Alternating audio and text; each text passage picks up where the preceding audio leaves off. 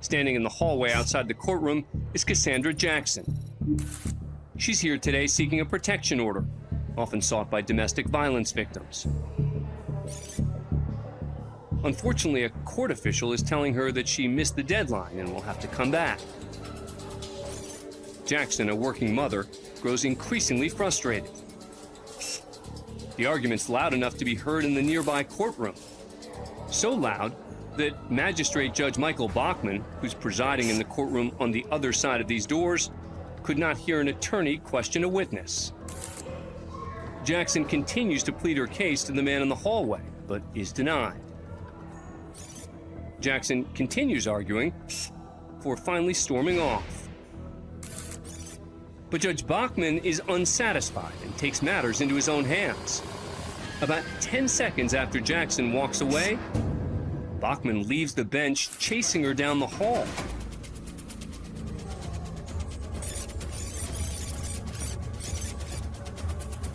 He catches up to Jackson at the elevators and orders her back to his courtroom.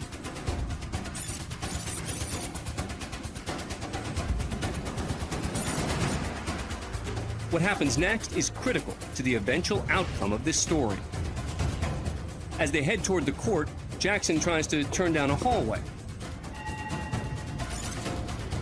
That's when Bachman grabs Jackson's shoulder.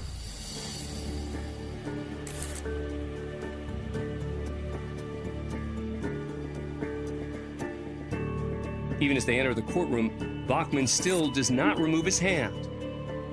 Keep in mind, Jackson's in court today to file for a restraining order to protect herself and her children from an allegedly abusive relationship. Bachman orders Jackson into the jury box, then tells her she's about to be arrested for contempt of court. But the insensitive treatment continues from the rest of the court staff. 2 officers are brought in, and Jackson attempts to flee.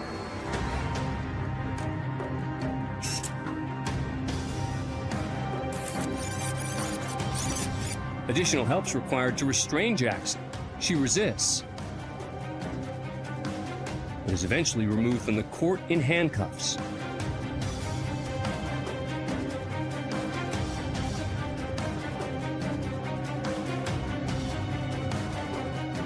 The situation is taken to another level when Jackson's dragged to booking where formal charges are made. Officers handcuff Jackson to a chair as she continues to resist.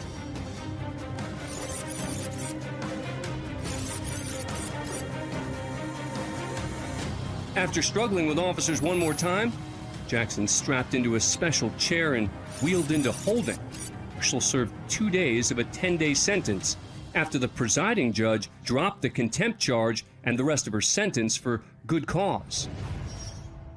After the footage goes public of Bachman chasing after Jackson and putting his hand on her, Jackson files a civil suit against Bachman, and the magistrate's told he must either resign or be fired. Bachman chose to resign. If Bachman needs to enter a Hamilton County courthouse in the future, he must now do so as a private citizen.